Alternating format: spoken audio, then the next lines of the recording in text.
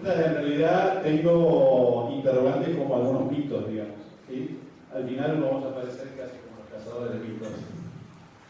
Pero, por ejemplo, ustedes están desarrollando y han desarrollado, digamos, un proyecto muy importante en Rosario y a su vez hoy tienen un segundo proyecto en Rosario, también sumamente importante.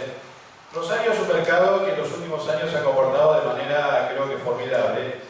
Y el mito es que, está, digamos, el interrogante del mito, es que ese mercado solamente se movió gracias a los agrodólares.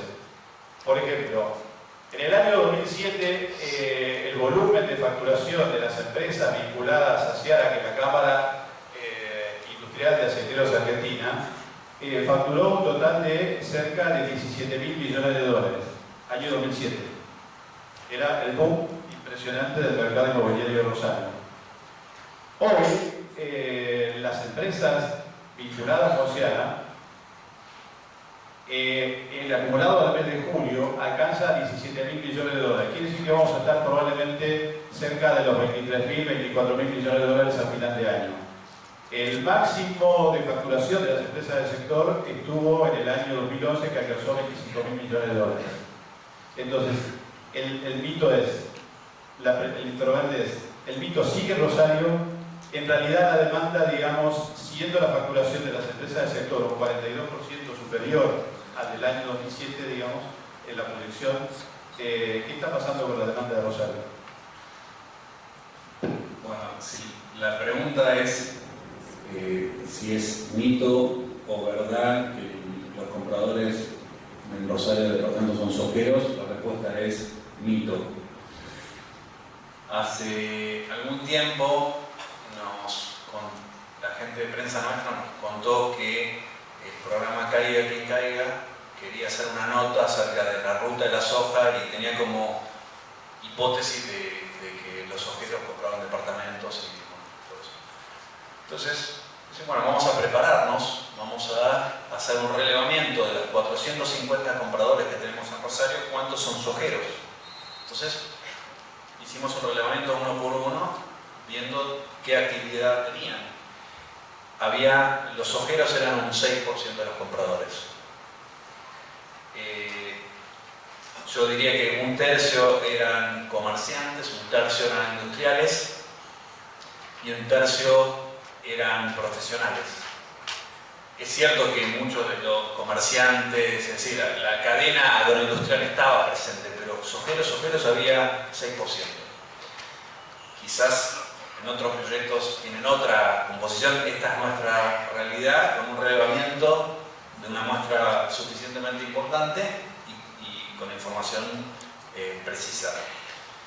Para nosotros Rosario es mucho más que la casa de la soja perdida. Rosario es una ciudad que, primero, tiene una masa crítica de gente que nosotros, como nos gusta, solamente estamos presentes en 3 mercados: el mercado de Buenos Aires, el mercado de Rosario y el mercado de Montevideo. No hemos decidido entrar a ningún otro mercado y no tenemos previsto por ahora entrar a ningún otro mercado. ¿Por qué? Porque nos gusta, cuando nos establecemos en un mercado, pensar que vamos a permanecer y pensar que vamos a tener un lugar relevante. Entonces, Rosario tiene una masa crítica que nos permite lanzar este tipo de proyectos como Forum, que es este que acabamos de terminar con 450 departamentos, y este nuevo proyecto que estamos lanzando dentro de pocos días, que lo hicimos con Foster. Tiene un desarrollo a través, o sea, una conformación del desarrollo de la ciudad a través del río, que es muy interesante. Tiene esta zona que se llama Puerto Norte, que es una reurbanización de una antigua zona industrial que también generó tierra muy interesante, muy bien ubicada. Tiene lo que para nosotros es fundamental, que es un gobierno municipal con reglas de juego claras y que permite hacer. Lo mismo ocurre con Montevideo, lo mismo ocurre con Tigre, y eso para nosotros es fundamental. Muy bien. El segundo mito. El segundo mito está de alguna manera relacionado con algunos de los aspectos que mencionaba respecto del tema del costo de construcción, cómo se manejan los costos de construcción. Y en este viaje a Córdoba que les comenté que había realizado, me llamó bastante la atención de que hablando con la empresa emprendedora, me comentaba que, por ejemplo, y el mito es de que si uno no ajusta por CAC, pierde plata, me comentaban ellos de que, digamos, en la operación de la empresa, la verdad que si ellos ajustan por CAC, a ellos no les sirve, pero no les sirve en demasía, porque su costo no es el CAC, su costo es menor el CAC. Porque si ellos financian a largo plazo, imagínense que un punto de incremento del costo del CAC respecto de la cuota, en una cuota de más de 10 años o de 15 años de plazo, eso funciona de manera geométrica, no de manera aritmética. Entonces, fue un tema que me llamó la atención y por eso la pregunta es, en el caso de ustedes, ¿cómo, digamos, ajustan?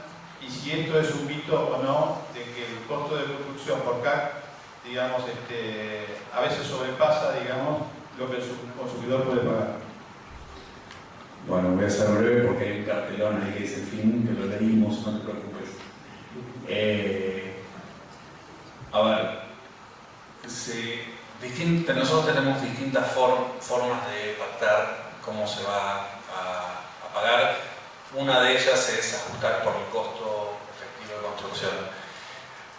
Hay un tema matemático que es que si el ingreso uno lo hace ajustable por el costo de construcción y en realidad la inflación de construcción solamente afecta a la parte del costo, que es menos de la mitad de la ecuación, bueno, hay una cobertura que uno tiene, ¿no? También es cierto que los ajustes de precios se efectúan sobre las partes de precio no integradas. Entonces también eso le permite al cliente regular qué exposición quiere tener. Hay quienes no quieren tener ningún tipo de riesgo con respecto al disparado de costos, entonces adelantan, incluso muchos se presentan en la mitad de la vida del proyecto para adelantar cuotas. Yo diría que es necesario no tener una sola fórmula, sino tener una multiplicidad de herramientas, tanto en lo que tiene que ver con la planificación financiera hacia adentro, como las herramientas que le brinda al cliente para elegir cómo y cuándo quieren pagar. El tercer mito. El tercer mito está relacionado, digamos, con pensar de que solamente unos pocos, decididamente pocos, pueden acceder al mercado de capitales para financiar sus proyectos. De hecho, ustedes últimamente lanzaron una obligación negociable para desarrollar los 3 proyectos, digamos, de Actos, como tengo entendido. Hay uno de ellos que, por ejemplo, está en pesos y otros de las circulaciones están en dólares, digamos. ¿Cómo ves el mito, digamos, de que las empresas no pueden llegar al mercado de capitales? Ahí me parece que es una realidad de que acceder al mercado de capitales no es tan fácil, porque requiere primero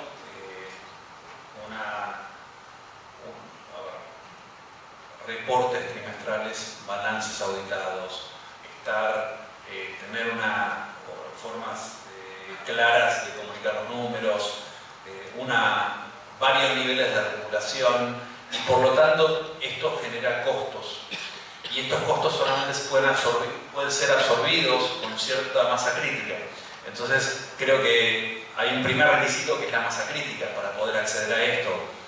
Y aún con masa crítica, no todos quieren estar regulados, tener que dar examen trimestralmente, etcétera, etcétera. Hay desarrolladores muy buenos y muy grandes que sus empresas son privadas y no tienen intención de ser públicas. Entonces, yo creo que por ahora el mercado de capitales en el negocio inmobiliario sigue siendo para pocos.